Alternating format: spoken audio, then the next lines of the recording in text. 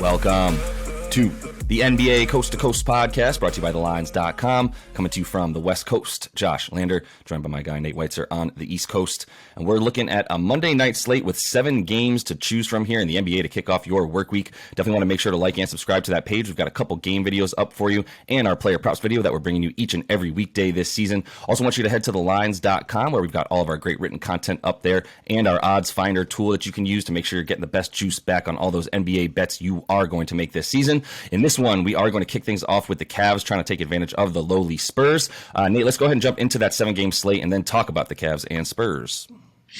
Yeah, 7 games and lots of injury news as usual on a Monday, with some back-to-backs here. But the Heat trying to bounce back. They're -3 at Indiana. The Nets, after resting Durant, -6 at Washington. Hawks are +8.5 at Memphis. John Morant questionable there.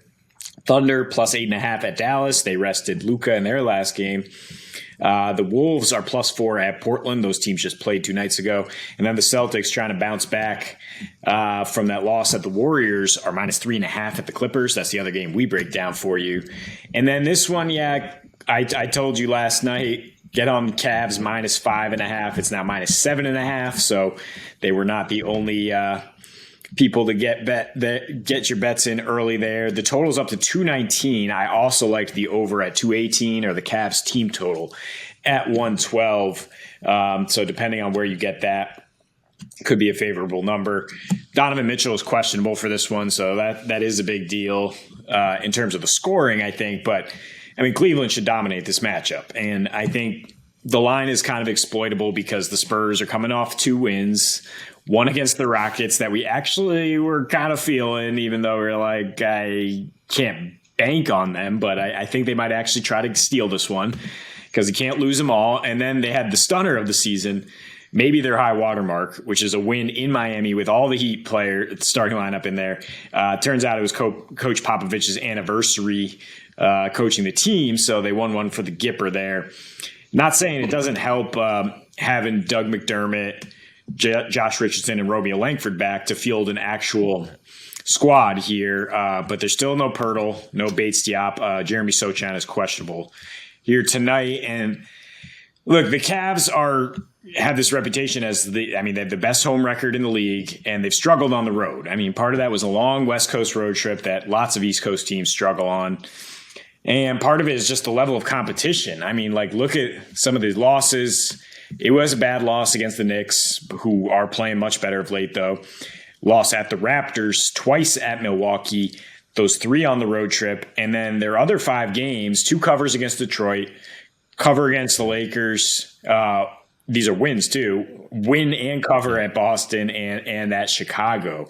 So it's not like they can't get it done here on the road. And I mean, even if Mitchell's out, they do have Jared Allen in, and he's surprisingly been key for that offense as the vertical threat, the vertical rim stretcher, if you will. And they actually averaged 114 with him in there versus 102 without him, actually giving up 5 more points per game as well with a slightly faster pace. Maybe it's easier to get something going to the rim when you have him there, especially if it's just Garland and Allen. They're a little more comfortable with that like it was last year. And last year, the Cavs went over at a much higher rate on the road than at home, where they still have that league best defense. I mean, they've won 3 straight against the Spurs, even when the Spurs were trying to win games. 2 of those were in San Antonio. They scored about 115 a game, despite hitting less than 10 threes. And Garland, like I said, if he's the man tonight, he's been just fine in that role. 32 points per game, 7 assists on 60%. 57% splits in his last 3 against the Spurs. So they have not been able to check him. And I mean, we could just see the Spurs regress to where they were before this little 2-game blip, where they were the worst team in the league by far, had lost 15 of 16 with a -15 net, and 0-8 against the spread, 1-10 against the spread their last 11 at home, allowing 120 a game. So I think I just want to bank on the Cavs offense efficiency here.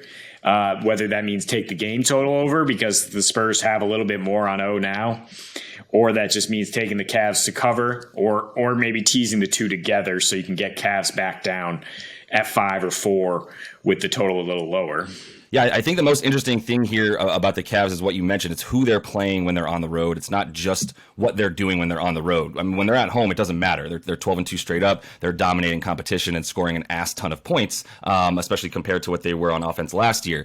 This year, they've just played really, really good teams on the road. As the away team, overall, they're 4-8-1 against the spread. Obviously, a terrible cover percentage, basically fifth worst in the league when they're just the away team. When they're the away favorite, they're fine. I mean, they're covering at a 500 rate, but they're also winning those games by about 8.3 points per game, and covering the spread by a couple more points as well, by about 4.5 points per game. So it's really just about if they're playing one of these best teams in the league when they're on the road versus not, and they did fine against a couple of those teams, as you mentioned, when they're playing good competition, including the Celtics, who they've handed 2 of their 6 losses to this season. So I mean, they're not necessarily playing they're playing up a little bit to their competition, and I would say probably down a little bit as well, but not so much so that you're afraid of this 7.5 point spread, as I said, covering by about 8.3 points per game when they are the away favorite. So they're handling business against teams that they should beat, and it's interesting to have Spida Mitchell out. It does scare me a bit when if they were to need this game in a way, if they were playing a team that was much better and they were really looking to win this game, that might scare me a bit more. But I would imagine that without him in, other guys looking to step up and really justify their time. I like these situations where you've got a star out with a good team playing a bad team, because there's not going to be too much reliance upon the star. You're going to see a bit more of that ball movement, and to be honest, a little bit more, maybe a little bit more pace and space, because Donnie Mitchell does like to take the ball up, let the offense get set, and then get into his stuff, regardless if it's in transition or not. I think for the Cavs, another interesting, obviously they don't score nearly as much on the road, but that's just because at home they've just been absolutely dominant. It's not exactly like on the road they've been poor. Their defense steps up enough on the road that they've been able to at least hang around, have near a 500 record. But it's the pace, obviously, and things of that nature that change when they're on the road, that really affect what they do. But yeah, like I said, that when you're playing with a 108.7 defensive rating, and with Jared Allen in, by the way, that actually goes down a little bit as well, as we know, then you've got to feel like pretty good about a situation where, once again, the Cavs are not going to have the probably most important piece in this game when you're talking about the way that the Cavs play, especially the way the Cavs play without Donnie Mitchell. Points in the paint, defending the paint, all that kind of stuff. Jakob Poeltl's not going to play in this game.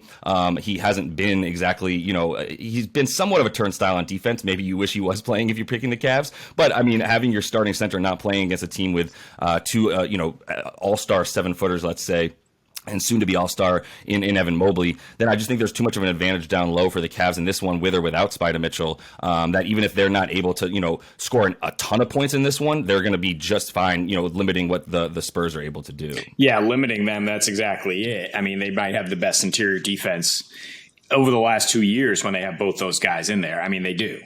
Allen and Mobley are the best combo rim protectors. There's no other team that can throw out 2 elite rim protectors like that. It's why they're allowing the second fewest paints in the point.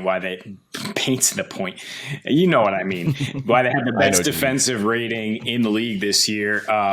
And their weakness is if you can spread them out and hit some threes. Well, Spurs are 24th in 3-point percentage and near the bottom of the league in attempts. And I mean, you look at their defensive rating, the metrics. I mean, they're terrible against everything. Even at home, where they're better in terms of their rating, it's still a 115 defensive rating. Still giving up nearly 120 recently, like I said, and they're 5-2 to the over when playing the East this year. So I mean, I think the over is in play again with the same approach with the Spurs, though. We don't know if they can come along. So that's why betting 112 on the Cavs in terms of their team total is something you could feel comfortable putting good amount of units on, even though it's minus 120 right now. I think there's a high probability they get to at least 113. And probably pull away late, because you come back to the tanking mentality. Spurs are dead last in fourth quarter scoring. In fourth quarter points allowed, 26th in scoring. And the Cavs are number 1 in second half scoring and fourth quarter scoring. They can just clamp down on this team that really doesn't have a go-to guy at all. And Cleveland's going to try to get over that hump that they haven't been able to get over on the road in terms of winning consistently. But like you said, they have been winning when they're favored. Yeah, 100%. And yeah, it's interesting. I mean, the Cavs are still giving up 120 points a game at home, 119.6 at home for the Spurs. So, they're scoring basically 110 wherever they are. It doesn't really matter. Their offense is going to be pretty much what it is, no matter where they are or who they're playing at this point. But yeah, that defense at home, so bad. And if they're not, points in the paint, obviously we expect that to be completely dominated by Cleveland, and obviously limiting that as well. So if San Antonio is going to not be able to shoot the way that they have been, they're going to be in pretty big trouble, unless really the only way you see this game being pulled out is a monster performance from Keldon Johnson and Devin Vassell. And I'm not really feeling confident in that ability against this team. Keldon Johnson a little bit too undersized to be able to get those boards and stuff. So yeah, feeling really good about the matchup for the Cavs as well. And that is all the time we have for you in this one. So make sure to like and subscribe to that page. Continue to follow along. We'll be coming back to you each and every weekday this season. So until we see you next, happy betting.